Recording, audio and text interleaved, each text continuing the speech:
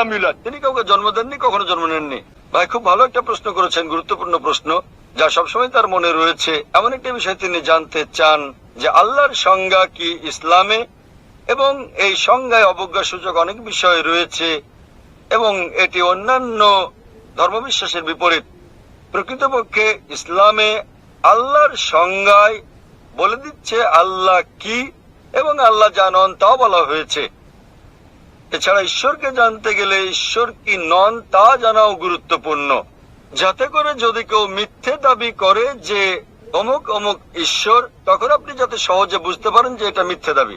এ পর্যন্ত যত জবাব পাওয়া গেছে আল্লাহর সংজ্ঞা নিয়ে, তার মধ্যে সর্বোত্তম হচ্ছে যা কোনো মুসলমান আপনাকে দিতে পারেন, তা হচ্ছে কোরআন থেকে সূরা ইখলাস অধ্যায় নম্বর 112 আয়াত নম্বর 1 থেকে 4। এখানে বলা হয়েছে, কুল হুয়াল্লাহু আহাদ, বলো তিনি আল্লাহ এক এবং অদ্বিতীয়।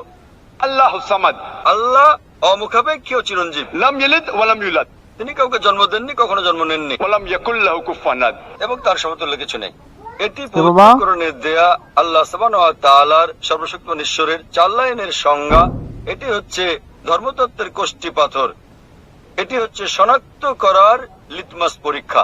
যদি কেউ বলে যে অমুক অমুক ঈশ্বর, যদি কোনো ব্যক্তি 4 লাইনের সঙ্গে ঈশ্বর প্রমাণিত হন, তাহলে মুসলিমদের তা মেনে নিতে কোনো আপত্তি নেই যে তিনি ঈশ্বর। প্রথম টেস্ট, কুল হুয়াল্লাহু আহাদ, বলো তিনি আল্লাহ এক এবং অদ্বিতীয়। আল্লাহুস সামাদ, আল্লাহ অমুখাপেক্ষী ও চিরঞ্জীব।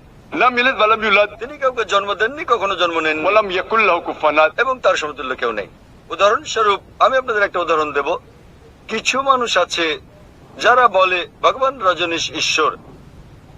প্রশ্নোত্তরের সময় এক হিন্দু ভাই আমাকে বলেন, আমরা হিন্দুরা তাকে ঈশ্বর বলে গণ্য করি না। আমি কখনোই বলিনি যে হিন্দুরা ভগবান রজনীশকে ঈশ্বর বলে। অনেক মানুষ আছে যারা ভগবান রজনীশকে ঈশ্বর বলে মানে। এখন আমি একটা নমুনা দেখাবো কেন আমরা এই নেতিবাচক ব্যবহার করি। যেমন ইতিবাচক, বলো তিনি আল্লাহ এক অদ্বিতীয়, আল্লাহুস সামাদ, আল্লাহ অমুখাপেক্ষী ও চিরঞ্জীব, লাম ইয়ালিদ ওয়ালাম ইউলাদ, তিনি কাউকে জন্ম দেননি, কখনো জন্ম নেননি। কেন আমরা এটা ব্যবহার করি? এখন আমরা ভগবান রজনীশকে পরীক্ষা করব। প্রথম পরীক্ষা হচ্ছে, কুল হুয়াল্লাহু আহাদ, বলো তিনি আল্লাহ এক এবং অদ্বিতীয়। ভগবান রজনীশ কি এক এবং অদ্বিতীয় ছিলেন? তিনি একমাত্র ব্যক্তি ছিলেন যিনি নিজেকে ঈশ্বর দাবি করেছেন। এমন শত শত লোক নিজেদের ঈশ্বর দাবি করেন, এবং আমাদের দেশ ভারতে হাজার হাজার মানুষ নিজেদের ঈশ্বর বলে দাবি করেন। হাজার হাজার মানুষ বলেছেন তারা ঈশ্বর, তিনি কেবল একা নন। কিন্তু একজন রজনীশ ভক্ত বলবেন, না, ভগবান রজনীশ অদ্বিতীয়। আসুন দ্বিতীয় পরীক্ষা করি। আল্লাহুস সামাদ, আল্লাহ অমুখাপেক্ষী ও চিরঞ্জীব। রজনীশ কি অমুখাপেক্ষী ও চিরঞ্জীব? আমরা তার জীবনে পড়েছি, সেখানে আমরা পড়েছি যে ভগবান রজনীশ ভুগছিলেন বিভিন্ন রোগে, অ্যাজমা, ডায়াবেটিস, ম্যালাইটিস, পিঠের ব্যথা ইত্যাদি রোগে। ভাবুন, সর্বশক্তিমান ঈশ্বর ভোগেন অ্যাজমা, ডায়াবেটিস, ম্যালাইটিস, পিঠের ব্যথা ইত্যাদি রোগে। তৃতীয় পরীক্ষা, লাম ইয়ালিদ ওয়ালাম ইউলাদ, তিনি কাউকে জন্ম দেননি, জন্ম নেননি। আমরা জানি ভগবান রজনীশ মধ্যপ্রদেশে জন্মগ্রহণ করেন এবং তার পিতামাতা ছিল।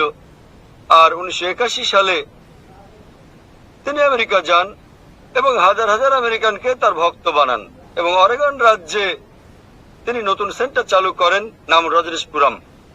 পরবর্তীতে আমেরিকান সরকার তাকে গ্রেপ্তার করে জেলে পুরে দেয়। রজনীশের অভিযোগ, আমেরিকান সরকার তাকে স্লো পয়জন দিয়েছে।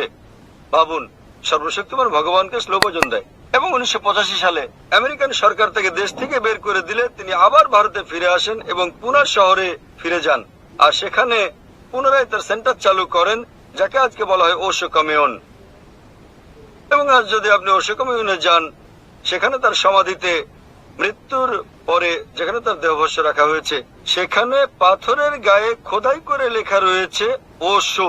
ভগবান রজনীশ ওশো কখনো জন্মাননি, কখনো মরেননি। তবে 1931 সালের 11 ডিসেম্বর থেকে 1990 সালের 19 জানুয়ারি পর্যন্ত পৃথিবী ভ্রমণ করেন। কখনো জন্মাননি, কখনো মরেননি, তবে পৃথিবী ভ্রমণ করেছেন 1931 সালের 11 ডিসেম্বর থেকে 1990 সালের 19 জানুয়ারি পর্যন্ত। সেখানে তারা তার সমাধিতে এটা উল্লেখ করতে ভুলে গেছে যে তাকে পৃথিবীর 21টি দেশ ভিসা দিতে রাজি হয়নি। ভাবুন, সর্বশক্তিমান ঈশ্বর পৃথিবী ভ্রমণ করতে এসেছেন এবং তার ভিসা প্রয়োজন হয়েছে। এবং শেষ পরীক্ষা, ওয়ালাম ইয়াকুল লাহু কুফুয়ান আহাদ, এটা এতই কঠিন যে যদি পৃথিবীর কোনো কিছুকে আপনি ঈশ্বরের সঙ্গে তুলনা করতে পারেন, তিনি ঈশ্বর নন। ওয়ালাম ইয়াকুল লাহু কুফুয়ান আহাদ। আমরা জানি ভগবান রজনীশ, তার সাদা দাড়ি ছিল, মানুষের মতো ছিল, দুটো চোখ, একটা নাক, একটা মুখ, দুটো হাত, যদি আপনি পৃথিবীর কোনো কিছুকে ঈশ্বরের সঙ্গে তুলনা করেন, তিনি ঈশ্বর না। ولم يكن له كفوا أحد উদাহরণস্বরূপ যদি কেউ বলে থাকেন যে সর্বশক্তিমান ঈশ্বর হচ্ছেন আর্নল্ড শোয়ার্জনেগারের চেয়ে 1000 গুণ শক্তিশালী, আপনি হয়তো শোয়ার্জনেগারের নাম শুনেছেন। এই ব্যক্তি উপাধি পেয়েছিলেন মিস্টার ওয়ার্ল্ড, পৃথিবীর সবচেয়ে শক্তিশালী মানুষ, মিস্টার ইউনিভার্স, মহাবিশ্বের সবচেয়ে শক্তিশালী মানুষ। যখন আপনি পৃথিবীর কোনো কিছুকে ঈশ্বরের সঙ্গে তুলনা করবেন, তাতে হন তিনি আর্নল্ড শোয়ার্জনেগার, দারা সিং বা কিংকং, হন তিনি 1000 গুণ বা লক্ষ গুণ শক্তিশালী। যখনই আপনি পৃথিবীর কোনো কিছুকে ঈশ্বরের সঙ্গে তুলনা করবেন, তিনি ঈশ্বর নন। ولم يكن له كفوا أحد সুতরাং এই ভাইয়ের কমতি রয়েছে সর্বশক্তিমান ঈশ্বরের ধারণায়।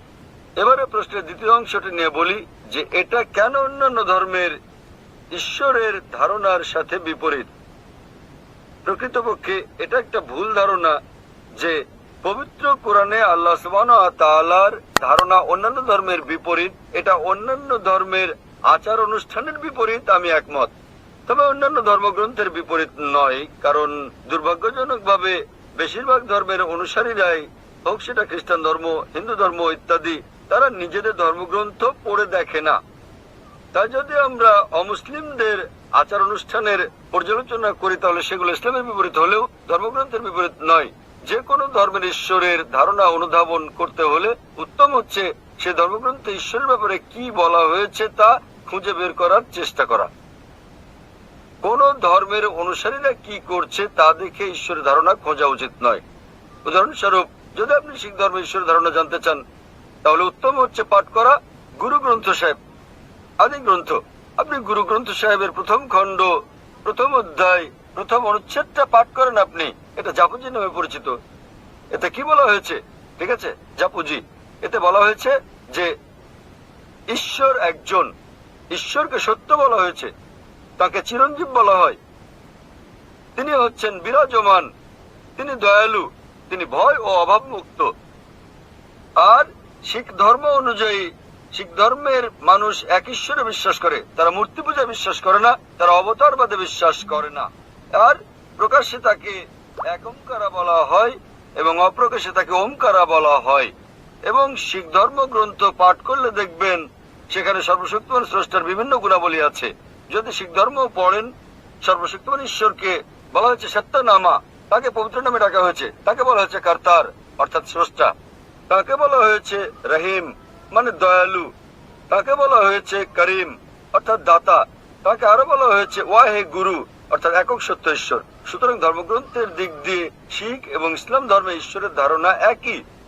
অনুরূপ ভাবে হিন্দু ধর্মের কথায় আসি, হিন্দু ধর্মেও যদি হিন্দু ধর্মগ্রন্থ পড়েন, পরিষ্কার উল্লেখ আছে উপনিষদে, ছান্দোক্য উপনিষদ অধ্যায় নম্বর 6, অনুচ্ছেদ নম্বর 2, শ্লোক নম্বর 1, एकम एविदित्यम ঈশ্বর এক এবং অদ্বিতীয়। এটা আর উল্লেখ আছে শ্বেতক্ষেত্র উপনিষদে